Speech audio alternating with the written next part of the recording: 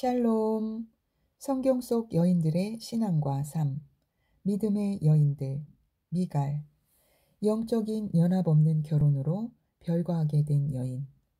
모든 인간관계와 마찬가지로 결혼의 가장 안전한 길은 하나님에 대한 경험을 나누는 것이다. 만약 하나님에 대한 의견이 일치한다면 수많은 문제에서 의견이 일치하지 않는다 해도 계속 사랑할 수 있다. 유지니아 프라이스. 사울왕의 막내딸 미갈은 결혼 초기에 행복한 생활을 누리지 못했다. 문제의 원인은 왕의 딸과 목동의 사회적인 지위 차이가 아니었다. 오히려 사울은 그것으로 다윗을 불행하게 만들고 그가 죽기를 바라며 다윗과 미갈의 결혼을 주선했다. 다시 말해 사울은 다윗을 죽이기 위해 다윗과 자기 딸을 결혼시켰다. 사울은 이미 자기 백성들의 사랑을 얻은 사람, 자기를 대신해서 왕이 될 사람, 다윗을 더 이상 두고 볼 수 없었다. 그래서 여러 번 다윗을 죽이려 애썼지만 성공하지 못했다. 사실 다윗에게는 사울의 맏딸 메랍과 결혼할 권리가 있었다. 이전에 사울 왕이 블레셋의 골리앗을 무찌른 자에게 자신의 딸을 주겠다고 약속했기 때문이다. 그러나 왕은 그 약속을 지키지 않았다. 다윗이 메랍과 결혼할 준비가 되었을 때 왕은 그녀를 다른 사람에게 주었다. 그런 다음 사울은 다윗에게 100명의 블레셋 사람을 죽이라는 조건으로 또다시 그의 막내딸 미갈을 제시했다. 그리고 다음과 같이 잔인한 생각을 했다. 다윗이 그렇게 많은 블레셋 사람을 죽일 가능성은 매우 희박해. 틀림없이 목숨을 잃게 될 거야. 그러나 그 생각에는 하나님이 제외되어 있었다. 결국 다윗은 하나님의 축복으로 200명의 블레셋 사람을 죽였고 미갈을 아내로 맞았다. 미갈이 다윗을 사랑한 것은 이상한 일이 아니다. 그는 미남이었고 용감했으며 섬세했다. 그는 용감한 병사이면서 시도 쓰고 작곡도 하는 예술가였다. 그는 백성들에게 인기가 있었고 차기 왕으로 지명되어 있었다. 그러나 다윗의 생애에서 가장 두드러진 특성은 하나님과의 관계였다. 그 관계를 정확히 규명할 수는 없지만 그것은 분명 그에게 커다란 매력을 가져다 주었다. 다윗이 사위가 된 것으로도 사울왕의 감정은 변화되지 않았다. 사울은 어떻게 하면 다윗을 죽일 수 있을까 생각했다. 그러다 전쟁이나 자신의 무기로는 다윗을 죽일 수 없다는 사실을 깨달았다. 결국 그는 다윗을 자신의 집에서 죽일 계획을 세웠다. 하지만 미갈이 그 음모를 듣고 남편인 다윗에게 경고했다. 빨리 도망가지 않으면 당신은 죽게 될 거예요. 그렇게 해서 그녀는 남편이 도망가도록 도와주었다. 그리고 다음 날 자기 아버지의 하인이 그를 잡으러 왔을 때 거짓말을 했다. 그는 병이 났어요. 이 말을 들은 사울은 화가 머리끝까지 치밀어 그를 침상에 있는 채로 데려오라고 명령했다. 그는 곧 자기 딸이 자기를 속였다는 것을 발견했다. 미갈이 다윗처럼 보이게 하려고 우상을 위장하여 침상에 눕혀 놓았기 때문이다. 다윗이 자기 집안에 그 우상이 있었다는 것을 알고 있었는지는 확실하지 않다. 하지만 그것은 미갈과 그녀의 경건한 남편 사이에 틈이 벌어지고 있다는 첫 징조였다. 외적으로 그들의 결혼은 영적인 연합이 있는 것처럼 보였다. 미갈은 남편처럼 이스라엘의 하나님을 섬겼다.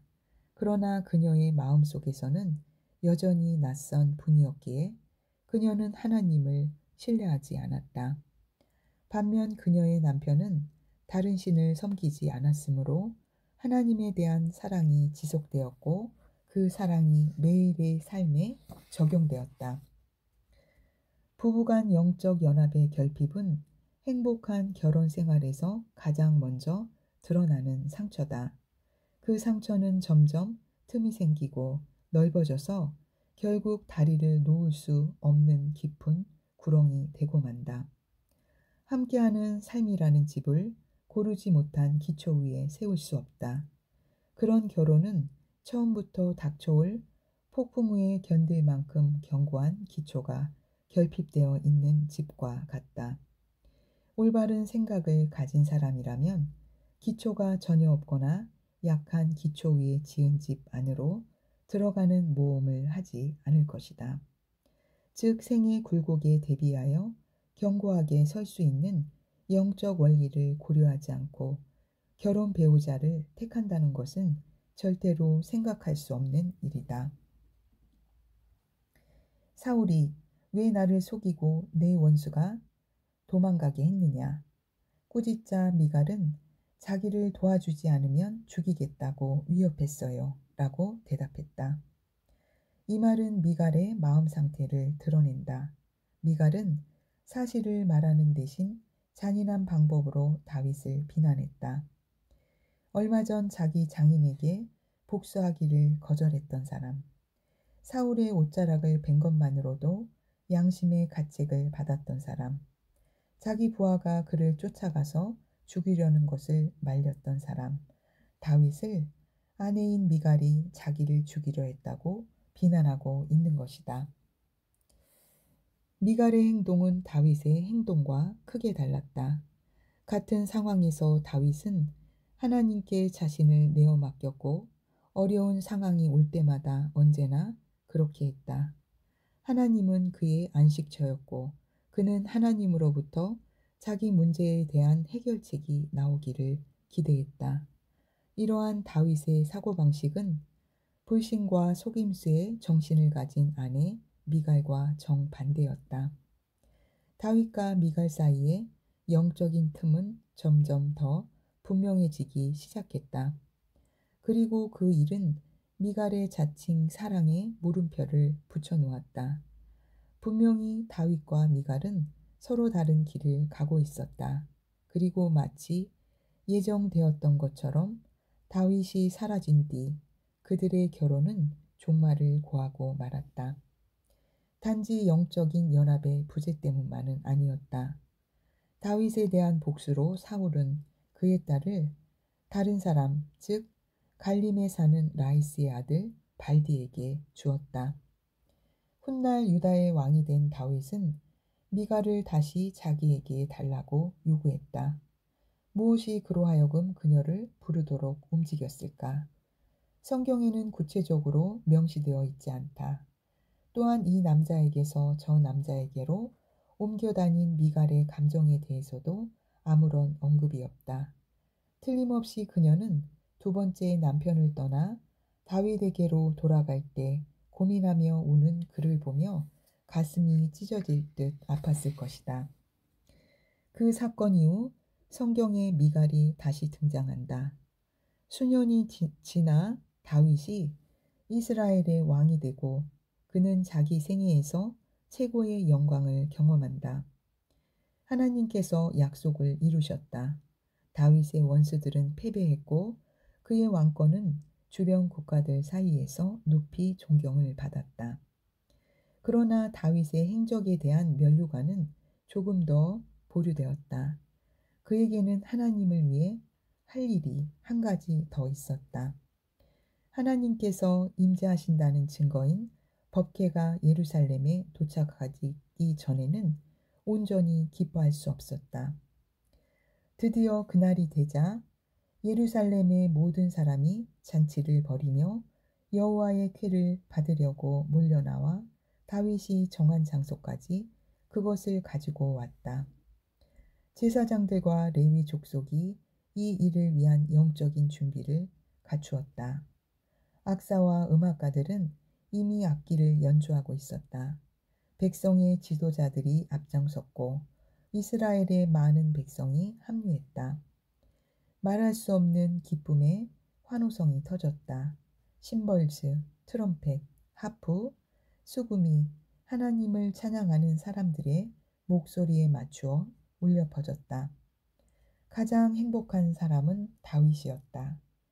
그의 마음속에서 깊은 감사가 용솟음쳤다. 하나님께서 그에게 그러한 영광을 허락하신 것이 감격스러웠다. 다윗은 교만한 왕으로서가 아니라 거룩하신 하나님의 임재하심을 알고 있는 한 사람의 죄인으로서 그 사건을 경험했다. 그러한 상황에서는 왕복을 벗고 하나님께서 제사장에게 입으라고 명령하신 배로 된 고의를 입는 것이 마땅했다. 위대한 왕으로서 법궤의 종이의 옷을 입고 하나님 앞에 나아가는 것이 당연하다고 느꼈다. 그는 이전 왕처럼 그들을 축복해주는 백성들의 권위자로 나타나기를 원치 않았다. 그는 백성들과 자신을 동일시하려 했다.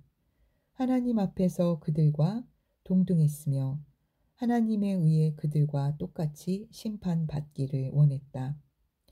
백성들의 하나님은 곧 그의 하나님이었다. 이와 같이 넘쳐흐르는 기쁨과 감사를 다윗은 종교적인 춤으로 표현했다.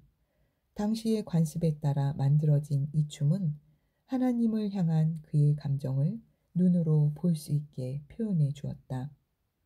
하지만 미갈은 그 쾌를 즐겁게 막기 위해 쏟아져 나온 군중들로부터 소외되어 있었다. 그녀와 다윗 사이의 간격이 얼마나 큰지 다시 한번 증명되었다. 미갈은 자기 남편과 신앙적인 확신을 함께하지 않았다. 다윗 생애 최고의 순간인 이 위대한 날이 그녀에게는 조금도 감동을 주지 못했다. 미갈은 자기 아버지처럼 하나님의 궤에 관심이 없었다. 미리암이 옛날에 그랬던 것처럼 그녀는 손에 소고를 잡고 여자들 앞에 서서 여호와께 노래할 마음이 전혀 없었다. 그와 정반대로 미갈은 다윗의 흥분과 행동을 보며 그를 업신여겼다. 그녀는 창문으로 다윗이 백성들 틈에서 춤추는 것을 지켜보았다. 그러면서 마음속으로 그를 멸시했다. 쾌가 도착한 뒤 다윗은 미갈과 함께 즐거움을 나누기 위해 집에 들어왔다. 하지만 그녀는 경멸하고 쏘는 듯한 말로 그를 대했다. 이스라엘의 왕이 오늘 얼마나 영화로우신지 탕자처럼 길에서 여자들 앞에 자기 몸을 드러내더군요. 이 말은 하나님을 생각하지 않는 표현이다. 미갈은 왕의 신분을 버리고 겸손하게 자기 백성들과 자신을 동일시했던 남편을 업신여겼다. 오직 자기 중심적인 생각으로 왕의 위신을 내던져버린 남자에게 심한 야유를 보냈다. 미갈은 교만했고 마음이 냉랭했다. 하나님과 자기 백성들과 남편에게 빈정거리며 다윗을 방탕하고 염치 없는 자라고 불렀다. 그녀는 다윗의 신앙을 배척했을 뿐 아니라 그것을 욕되게 했다. 그것을 부정하다고 말했다.